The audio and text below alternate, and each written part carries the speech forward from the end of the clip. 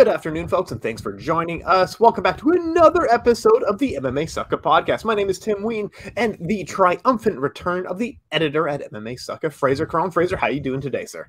Yeah, all good, mate. Thank you. We were just talking off air. This is going to be...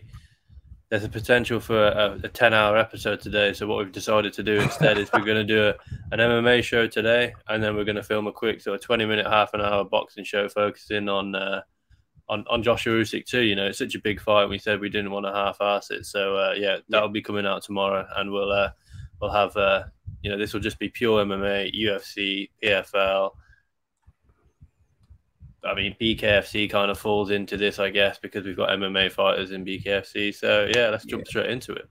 Man, it's a huge weekend, and I wanted to, like, my opening notes are like, man, boxing heavyweight championship fights just have a certain illustrious prestige. But no, we'll go to the other one. So there's, but yeah, so UFC Welterweight Championship, it does feel a bit different with Kamaru Usman coming in. It just has a certain, like, draw, has a certain weight to it. But let's go back a little bit because we do need to talk about Dominick Cruz. Dominick Cruz was beating, I would argue, winning the fight despite getting knocked down, and people may disagree on that, and that's fair. I have no issue with that because we disagree on what we're seeing.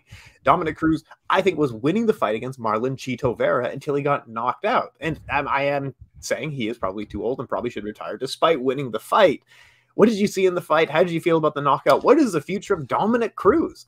Yeah, I mean, I completely co-sign with everything you just said. I think he was winning the fight, and it's not like the Rob Font fight where Chito Vera was landing them far more damaging strikes. Yes, he scored knockdowns, but they were all flash knockdowns. And a lot of that is because Cruz's style lends itself to being dropped, unfortunately for him. You know, with his constant backwards movement and in and out movement, he appears to be slightly off balance sometimes. So when he jumps in with momentum and he's met with momentum from Vera, I think Vera dropped him with a jab in maybe the second round or the third. I can't remember which one it was, but you know, he kind of dropped him with a jab, and yes, it was a big shot, but that was because Vera met power with power. You know, Dominick Cruz sort of dived in as Chito Vera threw the jab, and Dominick Cruz's whole momentum and body weight was going forwards, and he was caught with a jab, and there you go. That's kind of, you know, that dropped him, but that was a flash knockdown. You know, that wasn't. He was never close to being out from that jab. It was just, in my opinion, forward momentum meets forward momentum, and Cruz and Vera got the better of it. And you know, when he comes off second best, because when he's moving backwards, if he gets caught, like we saw with the actual knockout, you know, he's either moving backwards or he's sort of circling out to the side. And I'm sure you've seen the tweet from, I think it was Eric Nixick, saying, look, Cruz circles out with his head down towards the right, so a left high kick for Vera would work. If that's a read that Nixick's made 3 days before or 2 days before the event, be sure that someone as seasoned as Perillo has seen that, and Vera threw that high kick before it landed, and I think he either missed it or Cruz caught it on the shoulder, and then the actual knockout was, I mean, rough. You know, we haven't seen Cruz knocked out like that ever. You know, we've seen him choked out by, tapped to Uriah Faber, dominated by Cody Garbrandt, included multiple knockdowns. The Henry Cejudo one was, you know, it is what it is. It's that was definitely, you know, he was out, but that was very much a TKO. This was a KO finish. The way he went down with his hands up and sort of face planted, there's no questions in this one. There was a few questions surrounding the Henry Cejudo one because it was at the end of the round and he got straight back up. But this one, no doubt. And it was not only the first time in his career that he was knocked out cleanly, this was the first time he's ever lost to a person who wasn't a title holder.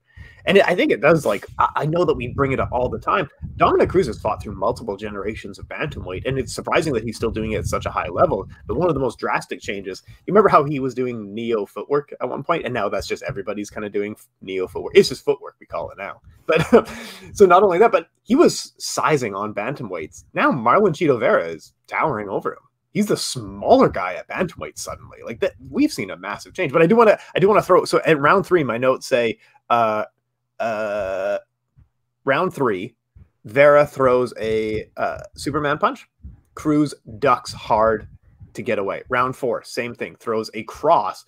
Cruz ducks hard to get away. So I'm hoping that they spotted it in training, because it was very obvious in the fight, but I get the feeling Cruz just realized it in the fight. Or sorry, not Cruz. Vera just realized it in the fight of like, every time I throw that cross, he's going to be ducking 8 feet away.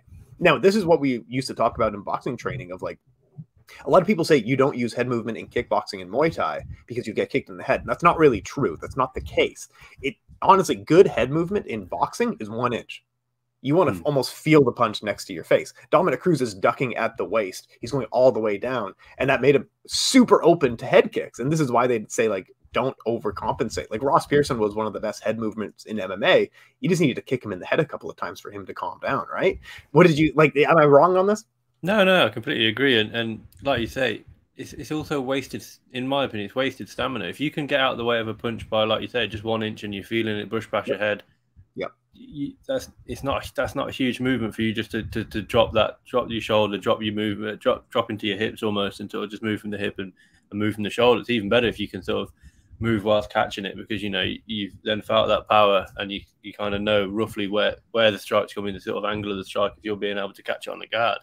But completely agree with you that Cruz, you know, he didn't look like he was struggling with his stamina at all. But why move 10 feet out of the way when you can move half an inch out of the way and you get the same outcome of not getting hit, but you're allowing your opponent far more reads on you.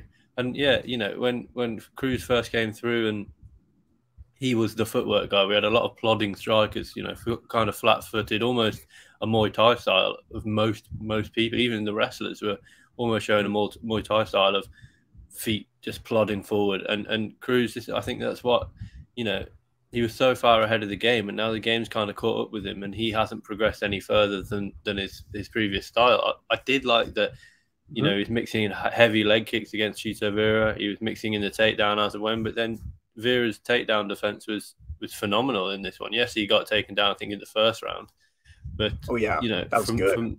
From there on out, you know, so Cruz landed 207 takedowns, both of which were in the first round.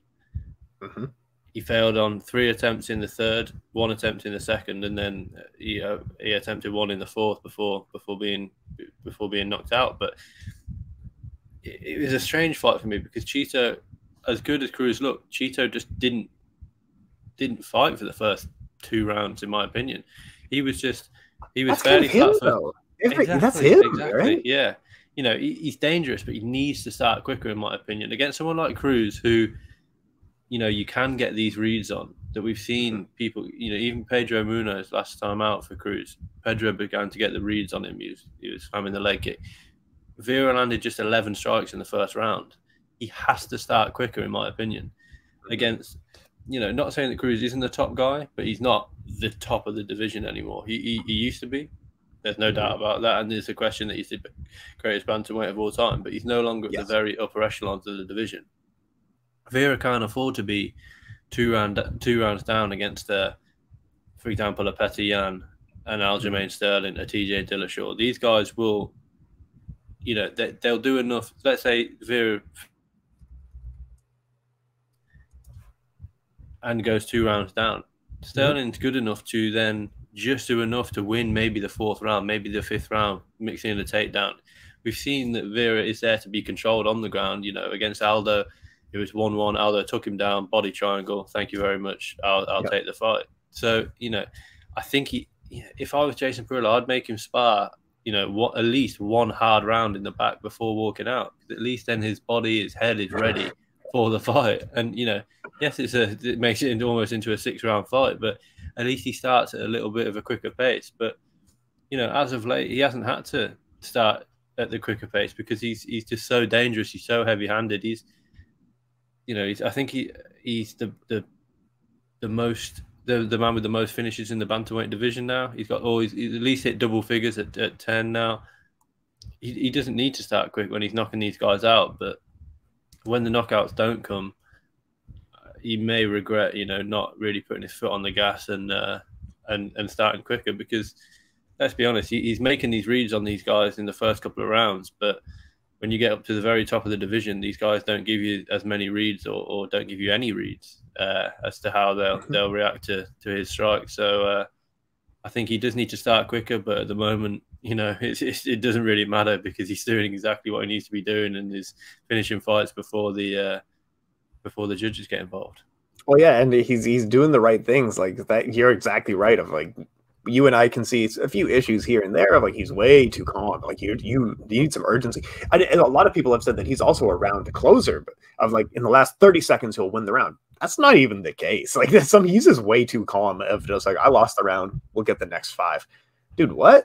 But at the same time, he's doing the right things of getting these knockouts. The Frankie Edgar and Dominick Cruz highlight reel will just be on repeat every time he fights. And it's going to feel like a blockbuster the next time he fights out. And whoever it's against, it could be a Sandhagen or I don't even know who's not booked at the moment, honestly. It's such a good that's division. Exactly what I've written in my, sorry to interrupt. That's exactly what I've written in my notes. You know, it's difficult to match him up because all of those in the division ahead of him are booked up. You know, we've got Sterling, TJ Dillashaw, Petty Yan versus Sean O'Malley. Jose Aldo obviously fights Merab this weekend. Corey Sandhagen fights Song Yadong in a few, I think that's maybe October or September. So good. And then you can't look any further down the division. He's beaten Rob Font, he's beaten Dominick Cruz. Pedro Munoz is in a strange position, but he doesn't fight, you know, he doesn't gain anything for fighting Pedro. Ricky Simone further down, you know. Yeah, definitely gains nothing from that. Exactly. You know, Marlon's got to fight someone above him in the division, in my opinion. I think maybe that comes at Corey Sandhagen if he beats Song Yadong. Sure. You know, yeah, that'd be good. I'd be down for that. Yeah. And for Cruz, it's like, you know, like you said, do you think he retires after this one, or do you want to see him retire after this one, or what do you think? I genuinely don't know, and he's got such an odd career because he's taken off. He does like 2 fights, takes 8 years off. And I'm not even being hyperbolic. He's had an odd career like that everything's so spaced out that I don't really remember the last couple of fights that he's had, and they were kind of recent as well. Honestly, I don't think he's going to win a title. I don't mind having a middle class in MMA where, like, yeah, you can just hang out in the top 15, make some money here and there, still be relevant. But he even in his wins, he's kind of struggling. And some of his wins are against competition that he shouldn't be struggling with. If I were him, it depends on his attitude. Does he want a title, or is he happy to be a middle class in MMA? That's really the question, you know? Yeah, exactly. I don't want to see him retire yet because I agree with you. I still think he's still got wins in him, but yeah, they're not at the level of Marlon Vera, Corey Sandhagen, you know, even TJ. I don't think he's at that level anymore. Mm-hmm. Depending on how this weekend goes between Aldo and Merab, maybe you finally make the Cruz versus Aldo fight. If Aldo loses to Merab, maybe you finally make that fight. Maybe you make a Frankie Edgar fight, but I think Frankie wants to fight in November and Cruz won't be ready in November. But yeah, I completely agree with you. You know, you'd fight once and have an injury and have loads of time off. I've obviously been watching a lot of film on Leon Edwards and Kamaru Usman and watched their first fight back. He commentated on that first fight. Yeah, Dominick Cruz, and that was back in 2015. So he was obviously out injured as far back as 2015. So you know what's funny about rewatching that fight, aside from the fight analysis, is how much worse Michael Goldberg was than I remember him being. He's just like monologuing for half of the first round while like Leon is almost scoring knockdowns too. And Goldberg's like, so he was at the Olympic Training Academy. Like, yeah, he's obviously got his notes and he's sticking to said notes. But anyway, sorry. No, I completely, like I say, Cruz was commentating on that fight, so he was obviously out injured. I think, if I'm right in thinking, him and Faber with the co-main event for UFC 199 with Bisping and Rockhold. Oh my god! I think that says, you know, Bisping won the belt, fought again twice. No, 3 times. Yeah, I forgot about the dance. So Henderson, GSP, Calvin Gastelum retired, entered the Hall of Fame, and is now on one of the greatest. I love him as a commentator, Bisping, but you know he's one of the better commentators. And you know, since then, what's Cruz done? He's gone 3-2 in his last 5, and he's lost to Cody Garbrandt, rightfully so. He then, you know, took 4 years off. Yeah, got that weird title shot against Henry Cejudo, and then he's been a little bit more active. You know, fought twice last year. Obviously, fought only once this year so far. We won't see him again this year. I think that nose is needing a lot of time. If he does come back, that nose needs a lot of time to to sort of heal, because I'm pretty, we've all seen the picture. I'm pretty sure that's a straight up broken nose. But then again, I saw a video of him in a club sort of celebrating the fight afterwards. So who knows? But I think has he got a future? He's got a future as a. I think he could be a great trainer. I think he could be a great. I mean, he's good on the desk. I don't think he's the best on the desk, but he vibes well with Daniel Cormier. So I think if Cruz does step away from the actual fighting, he's Hall of Famer in my opinion. He's revolutionized the way that everybody fights. Who was doing footwork before Dominick Cruz. TJ essentially took his style from Dominick Cruz, and now everybody's doing the footwork thing. So he's a Hall of Famer in my opinion. If he chooses to retire, I think he can retire with his head held high. But he's, like I say, I think he's still got wins in him, but maybe just not at the upper echelons of the division. Man, and look, we could do a Dominick Cruz hour of just like, man, it's weird that he was defending his belt against like Scott Jorgensen. Where's Scott Jorgensen been at for the last 15 years? You know what I mean? Of like, that's how long he's been in the game, that a lot of the guys that he faced, Miguel Torres, these guys are gone. Exactly, it's crazy that he's here. He just looking down his record here. He's got wins. Joseph Benavidez in 2009. That's a good win. Ian McCall in 2009. That's a good win. Another win against Joey Benavidez, 2010. Uriah Faber in 2011. These guys have been retired for 6-7 years. Exactly. He holds that win obviously over DJ with 10 takedowns. Yes. He beat TJ Dillashaw in 2016. Like before there was a flyweight division, he beat exactly. These. Exactly, and and like I say, I think he's still got wins in him. It's just not at the upper echelons of the division, in my opinion. Oh, he never fought Miguel Torres. Oh, I'm surprised that they never crossed paths. Anyway, let's move on to the next one.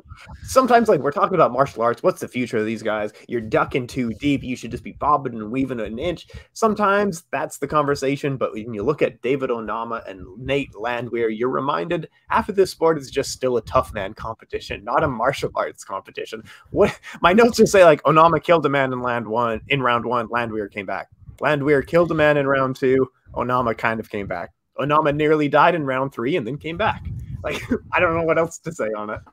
Yeah, I mean, what a fight. It's one of the best fights of the summer so far. And I think your analysis of your very in-depth analysis there is spot on. I think you almost feel bad for Onama, because I feel that if he would have just that knocked down in the first, it was towards the end of the first, wasn't it? About 3 or 4 minutes in. If he would have just knocked him down and left him there, the referee may have stood in, because I'm pretty sure Landwehr was out. Like, out, yeah. His head bounced off and whether it was his head bouncing off the canvas or the follow-up shots almost woke him up. Mm-hmm. What I would say about this fight is that Landwehr, game as anything, he had almost had a crucifix position, stood up, I want to scrap on the feet. Mm-hmm. Do not let that guy on the mic.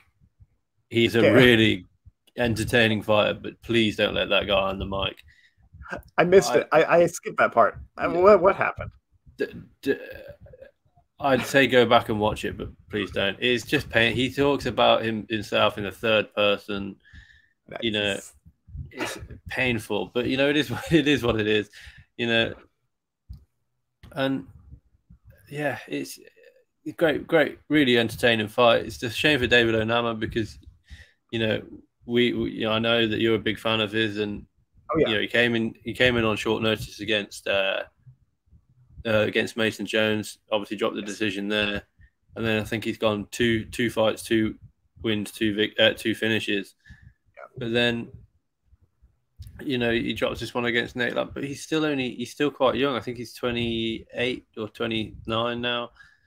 I think he's got a huge future ahead of him, and he's a big old featherweight. And for Nate, I think he's 3-2 in the UFC now. Yeah, but he's entertaining. And I did question, this card, aside from the main event, was rough. Putting Nate Landwehr and David Onama as a co-main event on paper was dicey, but they certainly lived up to that main event slot. And fair play, because it delivered in a massive way, the co-main, but I just didn't agree with it being the co-main event. But yeah, absolutely. After the fact, it was worth it. Yeah, and I co-sign with that. Not too much else to add on the David Onama, and like I think Onama, maybe it's hard to put exactly where he needs to work on it, because I think he has all the skills. Maybe it's just like composure. Like, yeah, I think he got a little excited in that first round, and then came out in the second and was tired. And obviously, the second is where Nate really began to sort of take over the fight, and then the third, I just don't think Onama had anything left. But that, I don't know what his overall MMA record is. Oh, so he's 10-2. So, but 4 of those fights have been in the UFC. He's not all that experienced, and obviously he just needs to, like you say, a little bit more composure. Don't try not to get too excited. But when you score a first round knockout and then wake the guy up, you're naturally going to have a little bit of an adrenaline dump. So, I still think the future's high for Onama. Absolutely. What else do we have on the card? A knockout bonus for Tyson Nam over Odie Osborne. Ooh, that's painful. We also had Angie Hill finally wins a decision.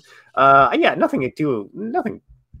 I mean, there was some good highlights on here, but nothing I really want to. What else did you see on it? No, the only notes that I've got on the card, obviously that Tyson Nam knockout. He's seen Odie Osborne throw the flying knee. He tried the overhand right and slightly missed. Odie Osborne didn't learn from his mistake, threw a flying knee, and got heavily landed on, clearly. Yep. Angela Hill, Lupi Godinez, I'm really, really gutted, because her last performance was so good when she showed such good wrestling. But I think she'll learn a lot from this loss to Angie Hill. But why she didn't wrestle more, I'm not quite sure. Yes, Angela Hill had good takedown defense, but, she only shot, Angela Hill shot for more takedowns. Angela Hill landed 1 of 6, Lupi landed 1 of 3. Yeah. Whether there's an injury that may come out that sort of prevented her from being able to shoot, I'm not quite sure. But after being so dominant against Carnasoli last time out in the wrestling realm, I'm not really sure why Lupi didn't go back to that wrestling game. And it's a shame, but it is what it is. And the only other thing I've got is Ariane Lipski. She entered the UFC with a lot of hype, but I just don't think she's got a lot of potential, to be honest. Losing to Priscilla Cachoeira doesn't bode well for your future. I think, unfortunately for her, I think she gets cut.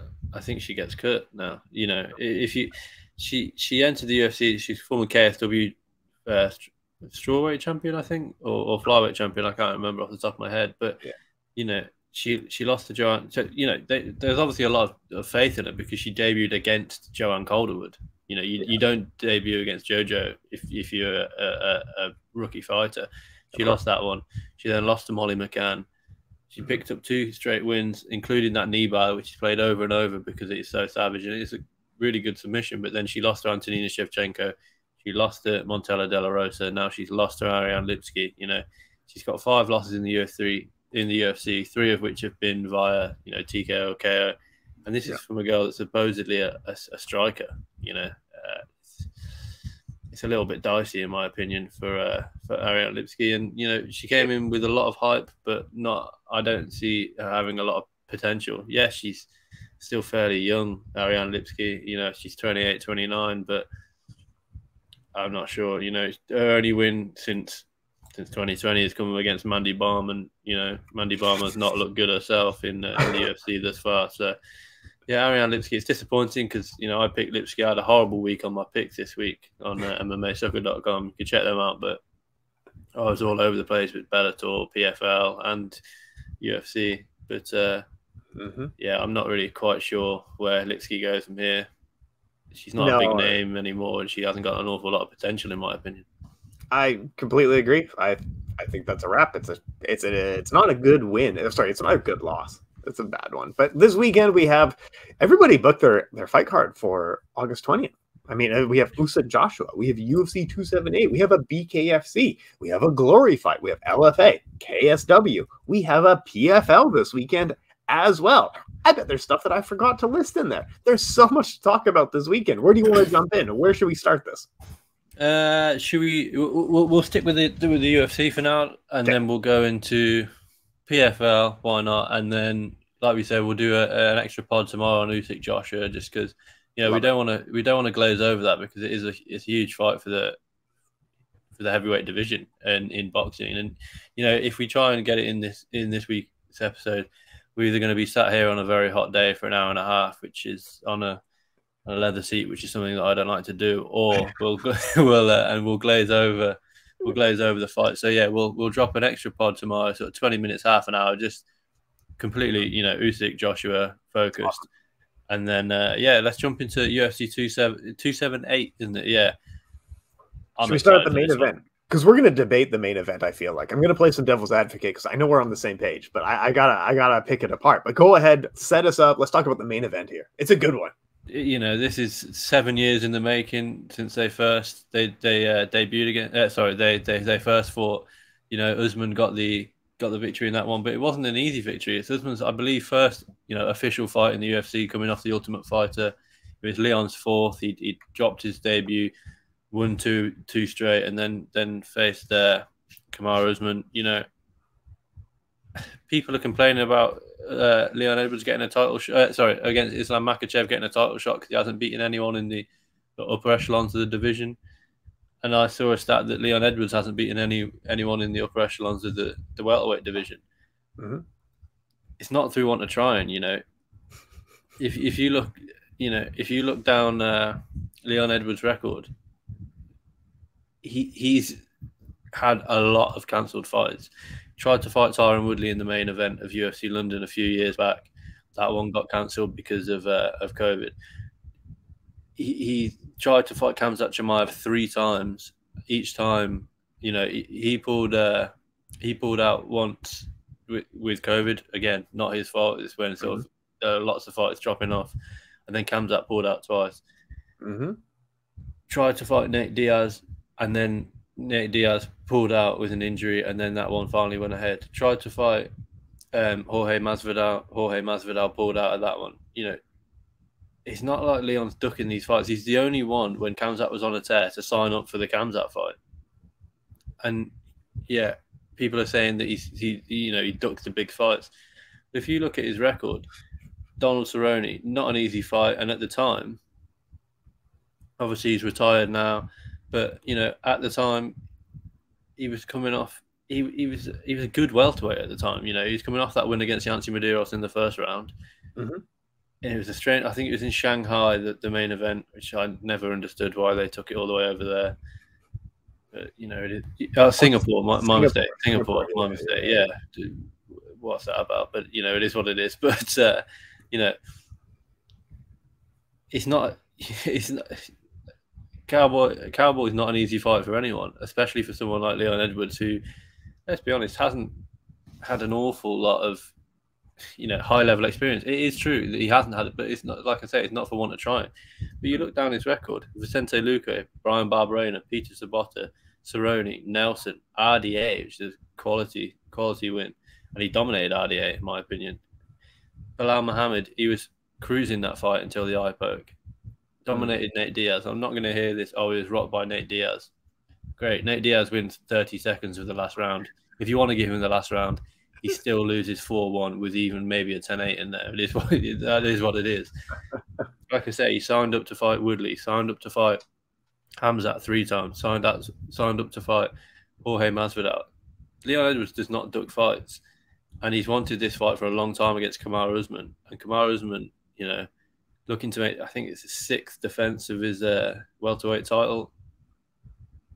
In my opinion, he's 6. Yeah, he's potentially facing the toughest test. The first defense of his title, Colby Covington, 2 wrestlers turned into kickboxers, and he finished that late in round 5. The Jorge Masvidal first fight, I think that was an easy fight for him because Masvidal coming in on late notice, and he did what he had to do. It was a boring fight, but he did what he had to do.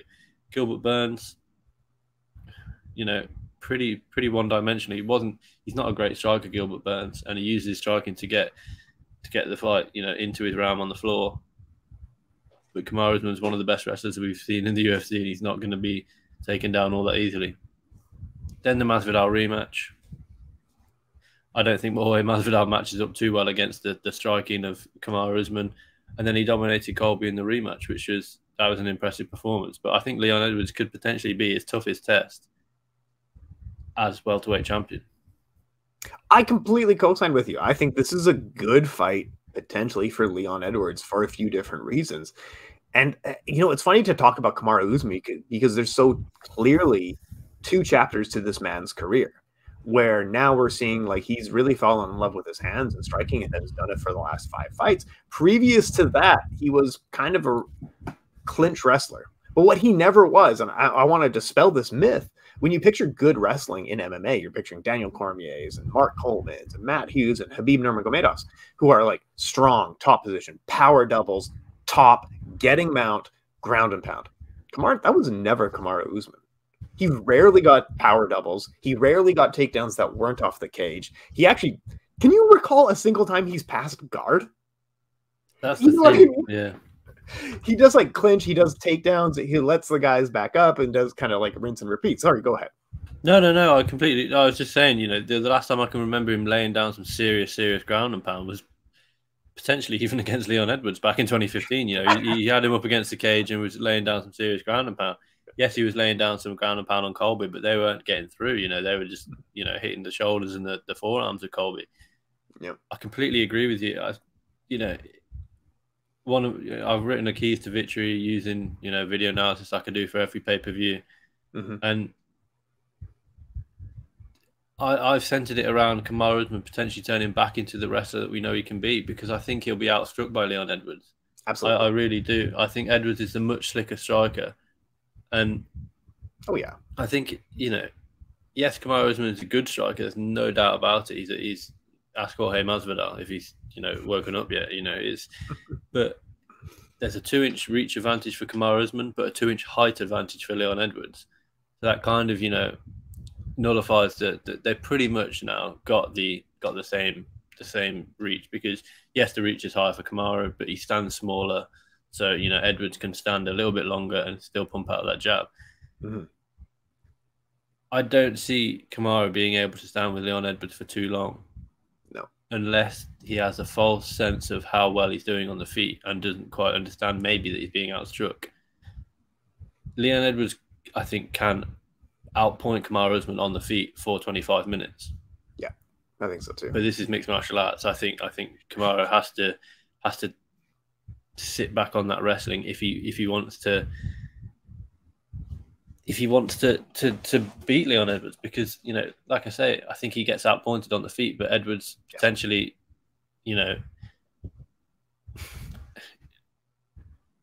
doesn't have the best takedown defense. We've seen him taken down a number of times, but he doesn't get held down for an awful lot of time. But I think for Leon, keys to victory for Leon, I've got this piece coming out, but it's essentially keep it striking and defend the takedown, and he can do that. He can do that, and I think there's going to be a lot of clinching in this one. And one of my keys to victory for Leon Edwards is strike off the clinch, because we've seen Edwards, we've seen him drop Nelson, we've seen him really hamper the vision of RDA when they fought with knees off the clinch. He's brutal in the clinch as well. He does throw the knees up the middle when he's in the clinch.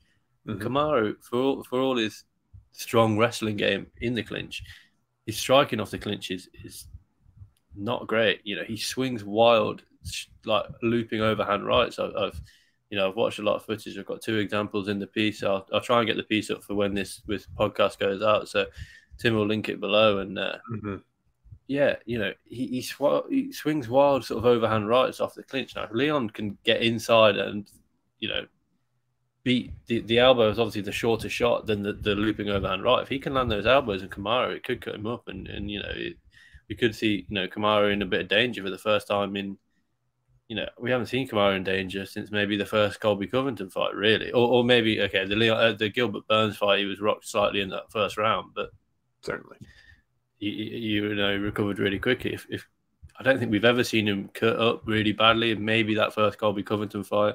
But like we said, that was 2 sort of amateurish strike, just good wrestlers trying to kickbox. But if Leon can cut Kamaru Usman up, this could be, Kamaru's game could be, he could come in with the idea of wanting to strike with Edwards, and have to completely switch it up to being forced into wrestling. I think the clinch is going to be one of the more interesting areas, like you said, because Leon Edwards, his wrist control, his work in the clinch, his work on underhooks. The thing is, they might be super good. The people that we've seen it against, I think, make him look really good. Guys like RDA are smaller than him. A few of the other guys where he's clinched, like Donald Cerrone, is not a clinch fighter. So his clinches look good, but I think he's faced fighters who aren't amazing in the clinch, whereas Kamaru Usman is quite good in the clinch. His clinch elbows are amazing. The way he exits out of the clinch is absolutely awesome. So I think that's going to be an area of trepidation. But yeah, lay it on me. Tell me more. Yeah. No, it's another one of my keys to victory is, throw the kick up the middle. Yes. The sort of straight kick up the middle, because not only will that keep the distance between the two. Leon wants his fight at distance. He wants to be able to throw his long strikes, throw his kicks up the middle, throw his jabs out there. He's not a Mexican boxing style where he's going to put his head on your chest and look to unload. No way. He wants to keep it at distance, and he wants a clean, pretty fight, which is why I'm frustrated that we never saw him against Stephen Wonderboy Thompson. I think that would have been a really fascinating fight to watch. It's a shame we never saw him against Darren Till when Darren was down at 170, because that would have been a really interesting fight to watch. If you look down Leon Edwards' record, he's fought a lot of wrestlers or a lot of people that are going to go in and look for the takedown.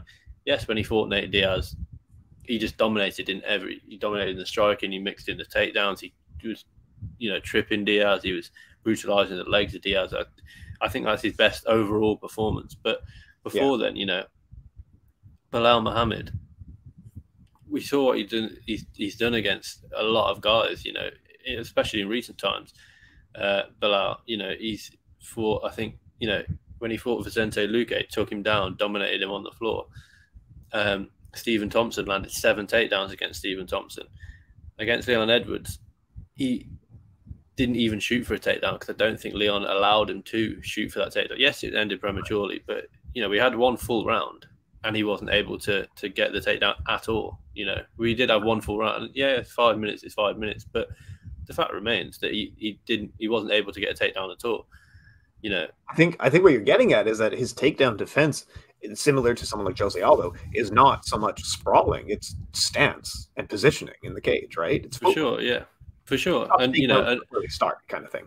Yeah, exactly. And another one of my keys to victory is use lateral movement, and he has to be constantly moved, because especially against Gunnar Nelson, who, let's be honest, we know Gunnar's going to come in, look to use that karate style, jump in with a few punches, look to clinch and get the fight to the floor. It's almost a carbon copy of what Kamaru Usman does, but just not as effective. As we've seen, Kamaru's made it to the top of the game, and Nelson never quite lived up to his potential, in my opinion. But the lateral movement that Leon was able to use against Gunnar Nelson kept him on the outside. But we always talk about the octagon, inside the octagon, the black line around on the canvas.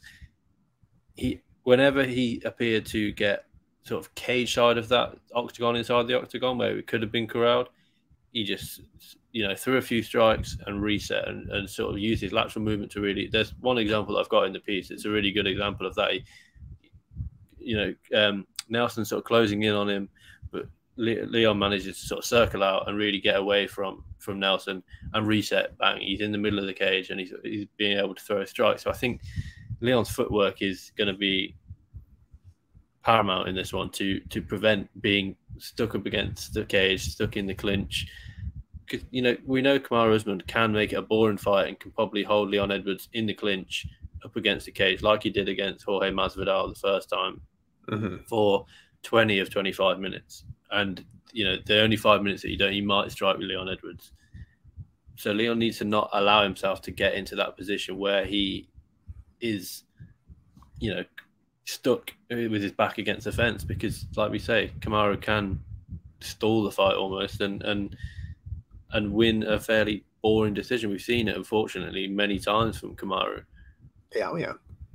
But it's effective, so why not do it if you are Usman? But for Leon, I think kicks up the middle, attack off the clinch, and lateral movement are my 3 keys to victory, as well as not buying into the fact that if he is down by 2 rounds after the first 10 minutes, don't worry about it too much. He is a point fighter. We've seen him go to decision in his last, apart from Peter Sabota, which he finished in the last second. he hasn't finished a fight since 2016. I mean, aside from, you know, maybe the Bilal Muhammad, if you count that as finishing the fight when you claw someone's eye, but, you know. No, maybe. I don't know. I don't know if we can count that, you know. But, yeah, it's... I think the keys to victory for Leon are quite obvious. I think the keys to victory for Kamaru are quite obvious. And I think it's going to be a really, really good fight.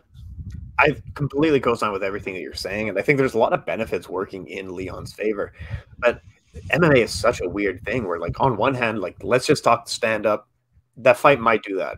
Let's just talk wrestling. The fight might do that. We don't know which way the fight is going to go. And it's a completely different conversation for every fold of that fight. But I will say for Kamaru, where he struggles on the feet is where Leon almost excels, because Leon is very good. Like you said, kick up the middle. He builds combinations off of that.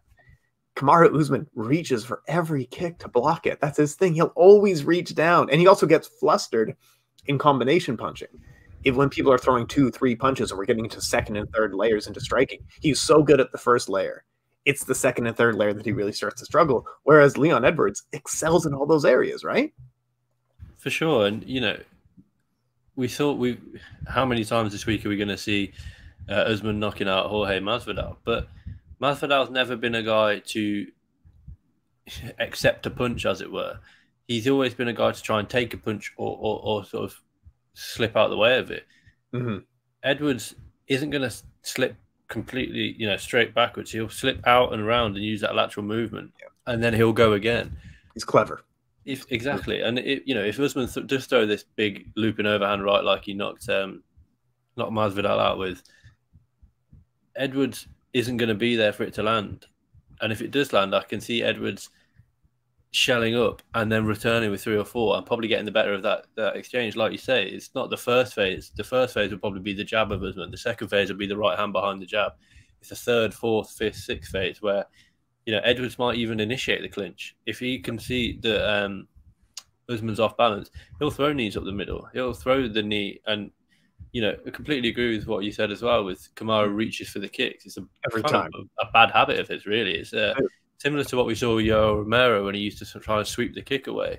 Yeah. Well, if you dummy a kick and he goes to sweep, he's left that whole side open. If you fake a kick and Usman goes to grab it, he's left it, you know, he's completely open.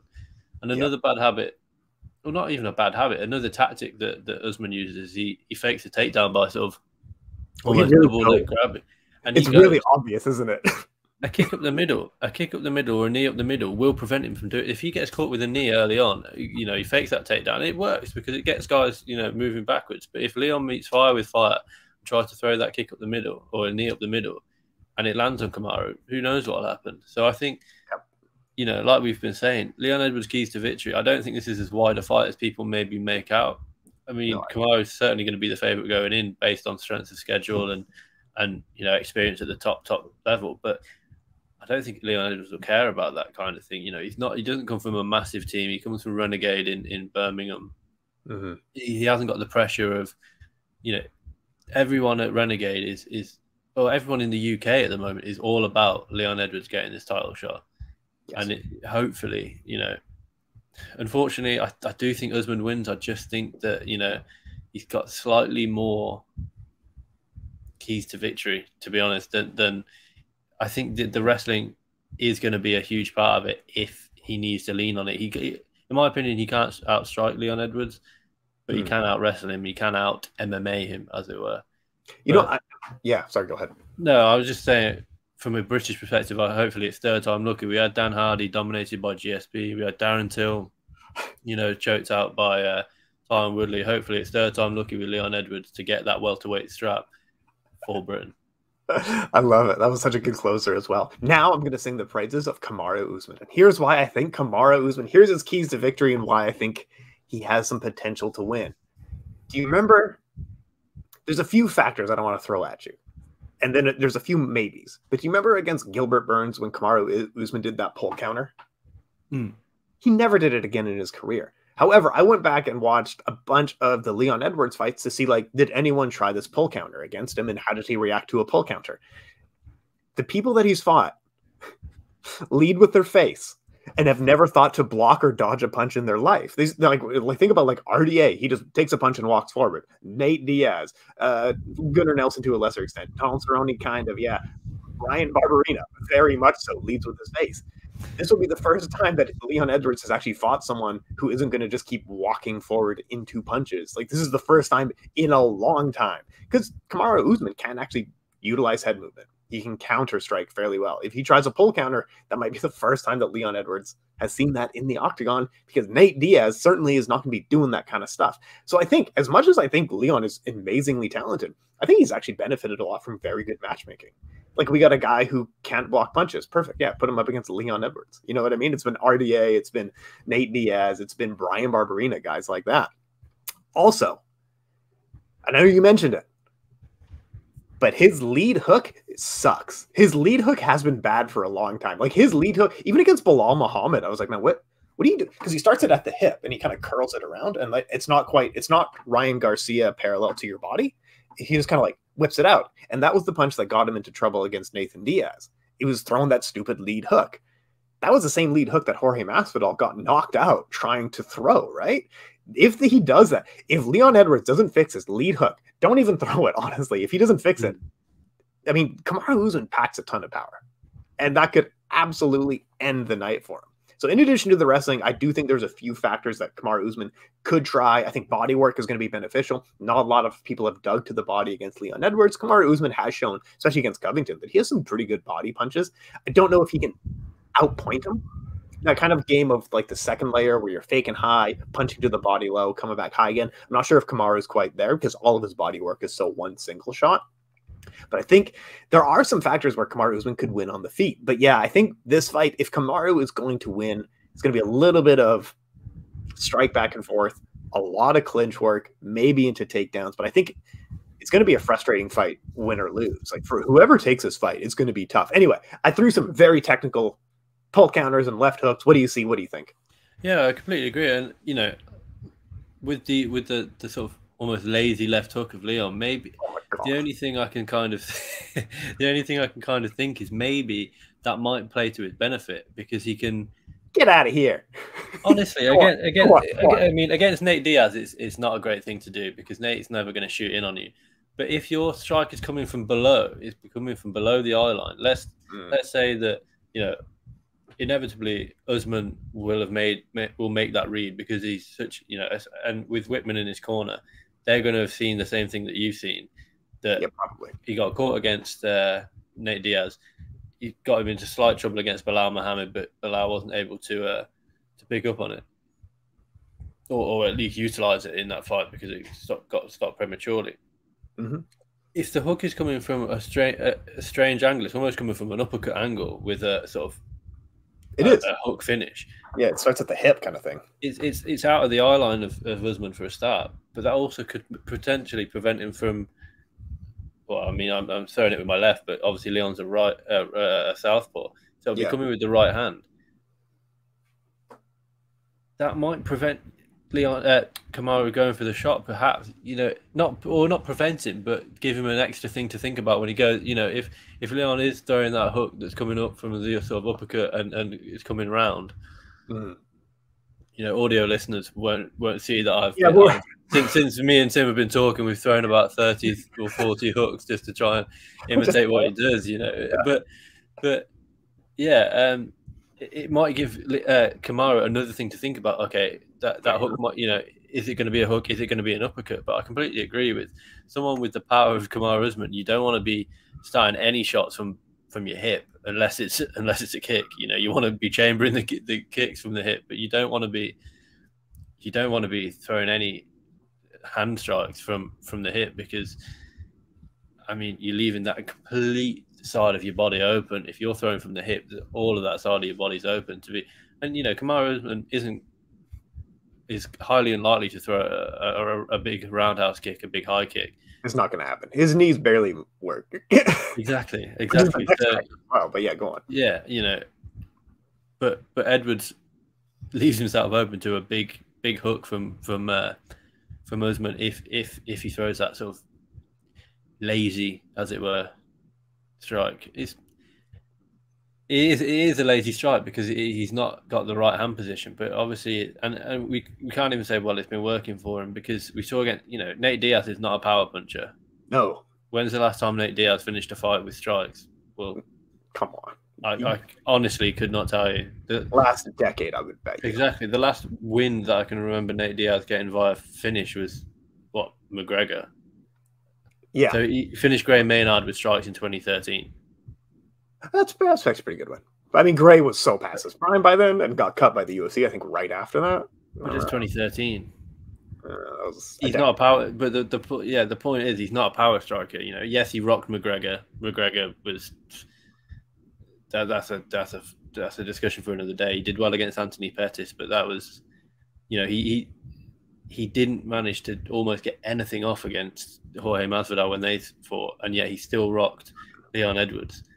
That's why, this time in sort of a month when we talk about Nate versus Hamzat, it's going to be a tough discussion for fans of Diaz. But,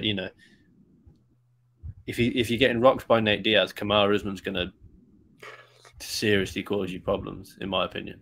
I think the only other time that Leon Edwards got knocked down, I think only once, and I think it was Brian Barberina knocked him down with a massive uppercut. And it was just kind of like one of those, like, oh, if you saw that coming, you would have got out of the way because he started like at the floor. Anyway, Leon Edwards doesn't get dropped very much is kind of what we're saying. But like you got rocked by Nate because you were way out of position, throwing the stupid left hook. Man, Kamaru's going to rock your night if you try that kind of thing. But yeah, like you said, if it's coming from the downward angle, this is what makes MMA so fun. It's often not, and this fight's a really good example, especially going back and watching tape study of this. It's actually not like punches and kicks so much as like you actually get down to things like lateral movement and foot position, and position in the octagon itself is going to be a major factor in this fight. Whoever has their back against the cage is going to be losing this match. There's so much good in this fight to show the entire, like, everything in MMA. It's so good. So I do want to go back. Leon Edwards certainly has benefited from very good scheduling and opponents who will like walk forward. Like, you know what I mean? Just keep walking forward. I think Kamaru Usman has also had the same kind of favorable matchmaking of facing fighters on the feet who are not amazing technical strikers. And I don't want to hear Jorge Masvidal. You're lying to yourself if you think that's true. Colby Covington has never been an amazing stand-up fighter. He's a volume fighter who kind of learned how to do it over time, but there's never been like a slick wrestler. Damian Maia is not it. ML Meek is not it. Gilbert Burns is certainly not it. You know what I mean? So I think he's also benefited from strength of schedule where his opponents haven't been. This is going to be the best stand-up kickboxer, just pure boxer that Kamaru has ever fought in the octagon. Yeah, I completely agree. And I'm just looking down his record now. I think the last out-and-out stand-up guy who is good, maybe Sean Strickland. I mean... And Sean Strickland, I think, did he knock him down? No, Usman knocked Strickland down. That was a pretty one-sided from what I remember from the tape that I'd watched. I sort of skipped. I watched it on double time, so it was only took me 7.5. But yeah, it's at the end of the day, like you say, Emil Meek. Yeah, I mean, you can't get your striking off when you've been taken down 8 times. It's pretty much impossible. Damian Maia, clearly, we know what Damian Maia is going to do. Kamaru Usman versus RDA, 12 takedowns for Kamaru Usman. RDA also looks for the takedown in fights. Okay, he didn't look for the takedown in this one. But when you've got 18 and a half minutes control time on the side of Kamaru Usman, you're not going to be getting hit. Tyron Woodley, that was in the gun-shy phase of Tyron Woodley, and that's where it really, that's not even where it really started, because Woodley beat Damian Maia just prior to that, I believe, and that was when the sort of gun-shy phase of Tyron Woodley began. Began, yeah. And and then you go into Colby Covington. Yes, they both stood in the striking range for each other, but Colby's not a seasoned kickboxer. He is a wrestler who has learned kickboxing and sort of Muay Thai skills, as it were, for MMA. Yes. Jorge Masvidal in the first fight, coming in on short notice, and has never been that. Jorge Masvidal's a brawler. We saw against Nate Diaz the cut that opened up the fight, that ended the fight. That Jorge, Nate was on his way down and Jorge threw a big kick and landed on him. He was landing the elbows. He's a scrappy fighter. You can't be a scrappy fighter against a wrestler as good as Kamaru, because they'll just pick you up and dump you on your backside, which we saw against when Masvidal did fight Kamaru. Gilbert Burns, yes, he had impressive striking, but again, he's a jiu-jitsu guy who's transitioned over into striking. There's no doubt, I completely agree with you. Since facing Leon Edwards the first time, Leon Edwards is the best kickboxer that Kamaru Usman will be fighting in the UFC. Since their first fight in 2015, I think Leon Edwards is the best kickboxer that Kamaru Usman will be fighting, and that's 7 years later. So I completely, I never thought about the sort of strength of matchmaking for both men. Kamaru, I think is slightly sort of, he doesn't get a choice in who he faces, especially as champion. Colby was the natural first contender. Jorge had to fill in on late notice. Gilbert Burns got the shot after pulling out. Jorge got the next shot after, he did fill in on late notice. So, let's give him a full camp. Mm-hmm. And then Colby, second time round. I think Colby, coming off one win, that's debatable. But I know the height between the two men, that made that fight what it is. In MSG, you need to be able to sell a huge fight, and they did that. So, yes, he's been given sort of favourable matchups in a way, but not to his. He hasn't got a choice because the champion you face will come. He's fought the top contenders. It just so happens that the top contenders almost played well into his style. Leon Edwards, yeah. Do you think? And I want to throw back at you. Do you think age will be a factor in this fight? Because we've heard for years about Kamaru Usman's knee and health issues, especially coming out of the gym. It's not entirely been evident in the fight. Like, you very rarely see him struggle with his knees. But this is, of course, the latest fight in his career. He's going to be moving around more in this fight than he has in any other ones. Leon Edwards, especially watching his career in order, like you saw, I think age might be starting to show. He's quick, he's tricky, he's good, but seeing him strike with Nate Diaz, I think he's slower than he was against Donald Cerrone. Like, who do you think age is a bigger factor working against in this matchup? I think they almost caught each other at the right time. Yeah, I agree that Edwards, although he dominated Nate Diaz, he did look like he was almost, at times he looked like he was kind of walking through sand, but maybe that's kind of that's just the way that Diaz, the way that he fought Diaz, because, Diaz is always going to be difficult. He's always going to try and punk you in there. He's always going to, he's not going to be as hurt as he physically looks. He looks like he's been hit by a train, and yet he's probably operating on 85%, good to go. Yeah. Everyone says it's not a Nate Diaz fight until he starts to bleed. Well, that's very much the case. And, there's no doubt that Leon Edwards dominated this fight. I think, on the official scorecards, he lost one round, and probably the last round, despite the fact that, Leon Edwards dominated in every minute of that round until the last round. Of course. But I think, I completely agree. I know that Kamaru Usman you can't run on pavement, you can only run on grass because his knees are so shot. Yeah, I remember hearing him I think it was on Rogan's podcast that he said that. Does that catch up with him in this fight? I think Leon Edwards is a really good leg kicker. We saw against Nate Diaz, and we know that against Nate Diaz, you kick out the legs. That's how you win the fight. But why not try and use that against the wrestler? The low calf kick, Usman will have to bend all the way down. If he wants to catch the kick, he'll have to bend all the way down to the calf. Mm-hmm. Attack the legs of Usman. No one's ever attacked the legs of Usman, really. No one's ever gone out with a specific game plan to attack the legs of Usman. Like we saw against Poirier McGregor, no one's really attacked the legs of McGregor, and that really affected McGregor in that first and going into the second round. Poirier McGregor 2, this is. So why not try and catch Kamaru Usman out and attack that calf, really blow up that calf? That'll stop for sure. It'll stop his wrestling, because you won't be able to. He'll have no power to push off the back leg, but you won't have a lot of balance on that front leg. And his striking, his jab's not going to be as effective because he won't be able to put so much power through that lead leg. So, there's plenty of keys to victory for Leon Edwards, looking at the physical, unalterable weaknesses of Kamaru Usman, the pain and the issues with his legs. And I don't think, Father Time's going to catch up with Usman in this one, but I've heard him talk about going up middleweight, light heavyweight, and we'll see about that. I don't think that's never gonna happen. Not wise if he does, in my opinion, anyway.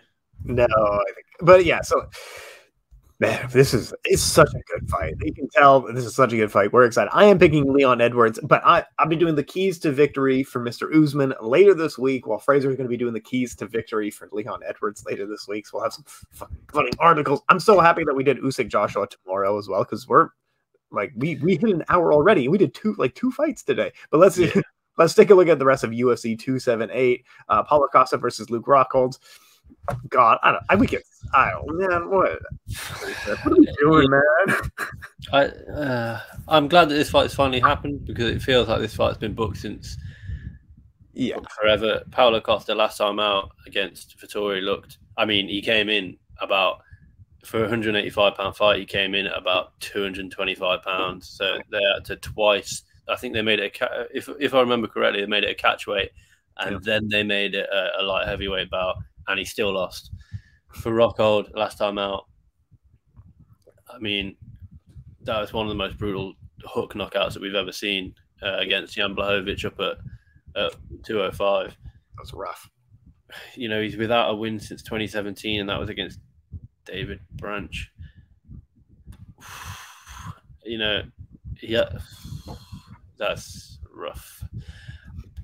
I mean, I know a lot of people don't. I quite like Luke Rockhold. I think he's phenomenally talented. You know, the southpaw, that rear leg, that rear leg strike that he can throw.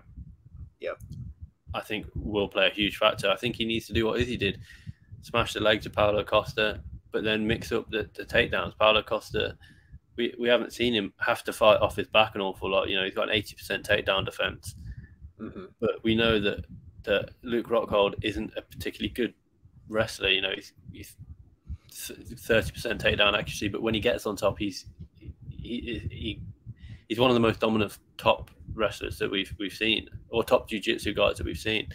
But Paulo Costa, I think, unfortunately for Rockhold, I think finishes this one. You know, for Rockhold, 3 of the last 4 bouts have been knockout losses. Against David Branch, he was hurt against David Branch as well, and the striking hasn't competed in the UFC since 2019, when, you know, for context, that he was on the same fight card as Jorge Masvidal knocking out Ben Askren. I think he was the fight before that. It's a good fight card. That was a good one. Know, I mean, it kind of says, if you look down that fight card, it kind of says all you need to know. Edmund Shabazian was undefeated. Gilbert Melendez is still in the UFC, and Marlon Vera was, you know, Marlon Vera picked up a W in that one, but he was, you know, that was way before he'd even fought Sean O'Malley. So, I mean, and John Jones was champion. We haven't seen John Jones in about 7 years, it feels like, and yet he was champion, you know. So for Luke Rockhold, I think I'd like to see him get the win. What a win does, I'm not really sure. Maybe for him personally, it just sort of cements the fact that he's still got it. But, you know, he's nowhere near a title shot at all. No, man, it's Paulo Costa. Yeah. You know, I don't think he's ever going to hold about, because he just doesn't take the sport as seriously enough, in my opinion. Oh, I co-sign with all of what you're saying. Like, if you watched Luke Rockhold fight Jacare Souza for a Strikeforce title, you would say this is actually a really good fight for Luke Rockhold. We were just talking about how much age is a factor. His chin isn't there. His quick defense isn't there. Like, even the footwork that he was kind of known for isn't there. It should be a good fight on paper for Rockhold, but just given the age and how much wear and tear he's put on his body through decades of bad fights, just like rough picks here and there, trying to go up in weight class, this is a bad fight all around from Paulo Costa. Is probably just going to walk him down, throw ugly, disgusting hooks, and just finish the fight. It's gonna be a sad fight. Yeah, for sure. And apparently, according to Bisping, Luke Rockhold, Bisping's been speaking to Perillo, and Perillo said, you know, Luke Rockhold hasn't been doing an awful lot of sparring. And that's when, you know, things are an issue, because we all know that sparring is where you get your timing down, especially for someone like Luke Rockhold. Yes, he's slightly chinny, but he needs to be sparring. You know, you can't take over 3 years out of the octagon and come back with next to no sparring and expect to have your timing down, to have your speed. I think it's going to be a rough fight for Rockhold, in my opinion. That's a sad one all day, but let's get into one that's not a sad one, a super good one. Merab Dvalishvili looking to extend his stunning win streak against the legend, one of the GOATs, Jose Aldo. I love this matchup. What do you think? What do you see here? I think it's brilliant. Yeah, I completely co-sign with you. I think, it's the fight that I think needed to be made. I actually thought this was going to be a Fight Night main event when it was first booked. I don't know why I thought that, but that's fair. Obviously, it's a 3-round fight, which I think plays into the wheelhouse of Merab. I think Jose Aldo across 3 rounds is a lot less dangerous than he is across 5 rounds. I think, it's striker versus wrestler, but I think we're forgetting the takedown defense in Jose Aldo. It's 90% takedown defense, and that's not sort of like, he's got a 90% takedown defense, but he's only fought 6 or 7 times. The guy's had including his WEC career, it's a 14-year career, and he's got a 90% takedown defense. It's just insane stats for Jose, And since dropping down to bantamweight, I think he's looked really, really good. It started off a little bit rough, but since then, absolutely phenomenal. Yes, he lost to Marlon Moraes and beat Yan, but then Marlon Vera, that's aging like a fine wine, that win. Yeah. Pedro Munoz, another really good win and a dominant win. And then last time out against Rob Font over 5 rounds, another phenomenal win. I think this is Jose Aldo all day, and then I want to see him get the next title shot against either Sterling or TJ.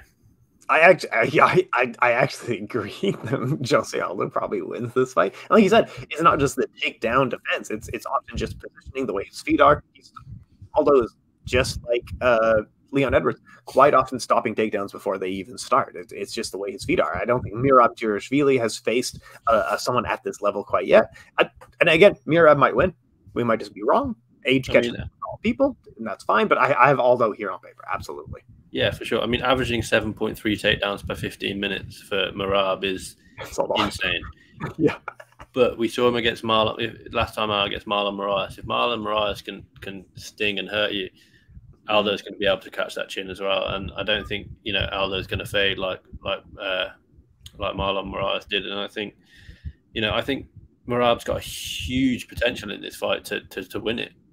Yeah. But ironically, I'm going to pick Aldo because I just think that the experience is on the side of Aldo. 31 wins, 7 losses against 14 wins, 4 losses. Mm-hmm. But you've also got to consider that Jose's, probably had more UFC fights than Merab has had school dinners. He's just so experienced at the top level. This isn't the first time he's been stood in front of a wrestler who likes to constantly shoot. He's fought Chad Mendes. He fought Frankie Edgar twice. He's fought Chad Mendes twice as well. He fought Uriah Faber. Yep. He's been in there against someone like Pedro Munoz, who will look to try and get the takedown against Aldo because of the situation that Munoz was in. Then I think it's a good fight for Jose Aldo, and like I said, hopefully he gets the next title shot. I agree with you, and I'm just going to say it. I'm just going to go for it. We haven't seen the double knee knockout ever again in MMA. This is it. It's coming back in this fight. I see the opportunity for him. No, I think he's too old. That's something you try at 21, and then he's like, that was hard. I'm never doing that again. But yeah, man, it's crazy to think that was on Cub Swanson. Cub Swanson is Hall of Famer now. Aldo's still out here, top 5. Exactly, yeah, and he's still putting it in when he needs to put it in. He's still dominating when he needs to dominate, and it's phenomenal stuff.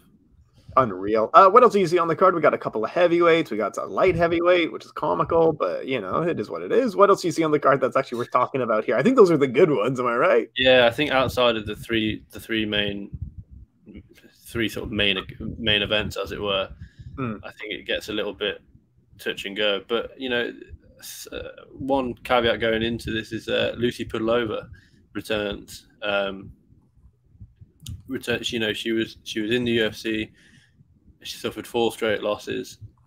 She then returned to the UFC after, she's gone 5-1 since being cut from the UFC in 2020. That's an insane schedule, especially through the pandemic. And now she's rightfully so she's back in the UFC. You know, she's fighting out of SBG Ireland at the moment, I believe. And you know, I think it's a decent, you know, there's a decent storyline there. You know, being cut, coming back.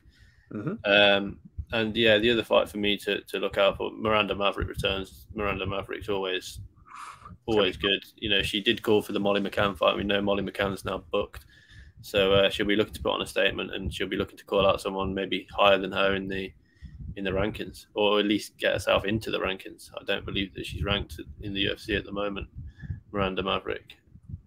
It's going to be exciting, right?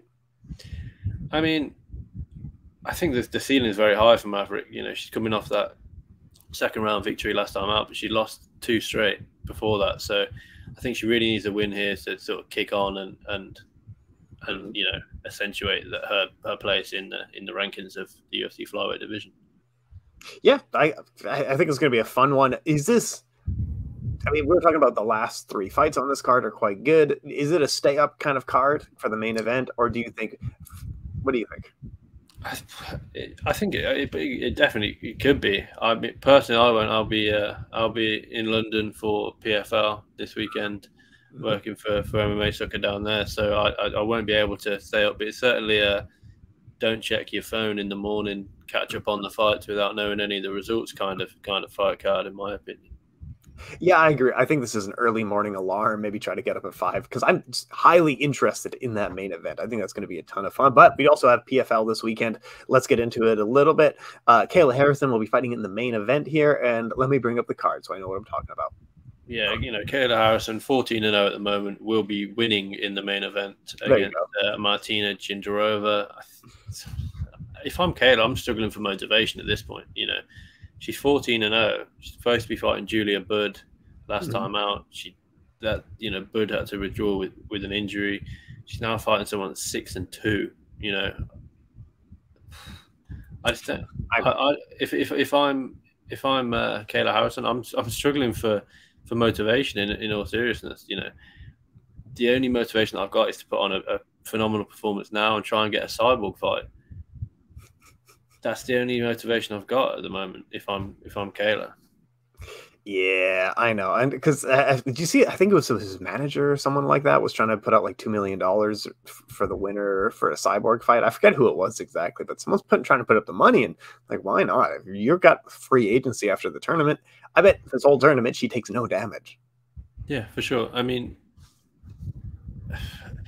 I don't know what a win for Kayla is in this fight. You know, if she doesn't finish it in the first round, is that a loss for Kayla? You know, I'm not sure. I'm far more intrigued by the co-main event, Brendan Loughnane, you know, fighting at home in the UK for the first time against Chris Wade. You know, these two guys do have a bit of bad blood between the two of them. I'm far more interested in that than, you know, of course I'm excited to watch Kayla Harrison do her thing, but that's exactly what's going to happen. Kayla Harrison's going to go in there and she's going to win it. She's probably going to win it by finish. If not in the first round, early in the second. That's no disrespect to Jindarova. It's just putting respect on Kayla Harrison's name. She's a 2-time gold medalist. It's hard to do that. She's like the 9-time PFL champion, undefeated in that weight class.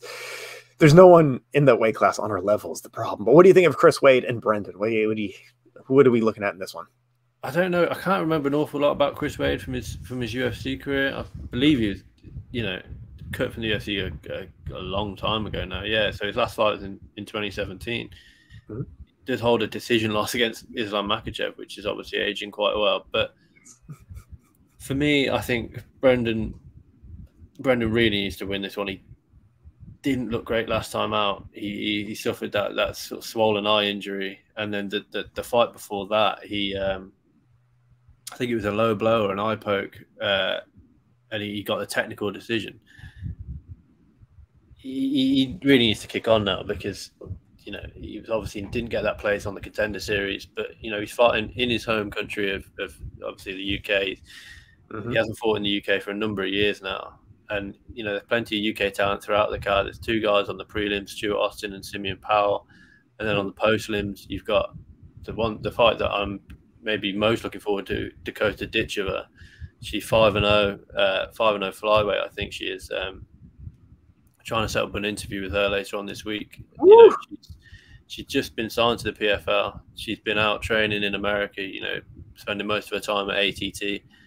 But, she's been all over America. She's been ATT, CSA. She's a multiple-time Muay Thai champion, undefeated in her amateur career as well. And she's only 23, I think, 22, 23. It's a great prospect. And she's 5-0 already at 23 and fighting for the PFL now. She's fought on UAE, and the future of women's mixed martial arts in the UK is certainly there's a ceiling for it, and these girls are smashing through that ceiling at the moment. And I think Dakota is definitely sort of leading the charge, as it were. So I'm excited for that one on Saturday too. That's a good one to keep your eye on there. And you're going to be in studio. You're going to be at the arena, right? Covering this one off. I am indeed. Yeah, heading down on Saturday. I haven't been able to head down for the weigh-ins on Friday, but I'll be there live updating. Keep it locked to the socials. I'll be all over the socials this weekend from the Copper Box Arena in London. It's not the only fight card in London. We've got that crazy BKFC fight card, which there's 2 fights to talk about. Paige Van Zandt fighting somebody who, for all I know, I could be sitting next to her on the train on the way down. I don't know who the lady is that Paige Van Zandt's fighting, but it is what it is. And then we've got MVP versus Mike Perry. I mean, MVP last time out was out wrestled by Logan Storley, but we've never really seen him outstruck, even in that loss against Douglas Lima. He was outstriking Douglas Lima. For some reason, I don't know why. Maybe it's because he's the sort of skinnier stature. His legs aren't, he's not built like a huge welterweight. I can just see him having slightly more brittle hands. If he breaks a hand against Mike Perry, could be a long night. But Mike Perry's going to Mike Perry. He's going to Mike Perry. It's going to be an entertaining fight week ahead of this one. But it is what it is for Mike Perry. I don't know what to say about the MVP fight, just because it's like if this guy he's mainly he's a very good puncher, but everything's kind of set up kicky. But you got to think, even with just hands, Michael Venom Page has to be the better fighter than Mike Perry, right? He has to be better. You'd hope so. Otherwise, what's the point in all that in and out movement if in essentially a real fight, a bare knuckle fight where there's, if you get caught, you get cut kind of thing. Yeah. The in and out movement has got to be beneficial for Perry, surely. But we'll have to see. I'm not quite sure what the point of the fight is. I don't really get the fight, but it is what it is. It got us talking about it. If it was some other garbage with BKFC, no way we'd even mention it. I mean, if Paige Van Zandt was headlining this event, I wouldn't even, we wouldn't even mention it on here. But because it's interesting. You got a power puncher against a point puncher in a bare knuckle fight. Why not? It's kind of a bit of fun, I guess, in a way. That's about it.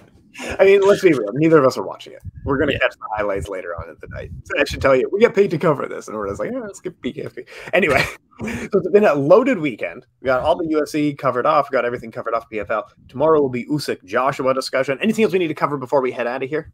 No, I think this week me and you are going to be all over MMASucka.com. We've got plenty of articles coming out. Like I said, I've got a video analysis of Leon Edwards' keys to victory. You're doing a Kamaru Usman, which is kind of ironic because you're picking Edwards and I'm going to pick Usman, but there's a keys to victory the opposite way around, I think.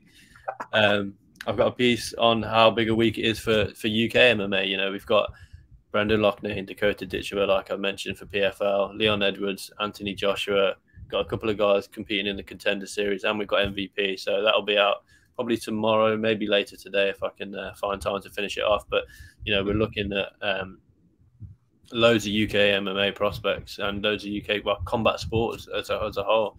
So and like I said, we'll be back tomorrow for the Usyk Joshua 2 breakdown, which is one I'm really excited about. It gives me a little bit of extra time to look at a little bit more footage. I've been watching the first fight back a couple of times, but I'll find another time to watch it later on today so we can be well informed heading into that one.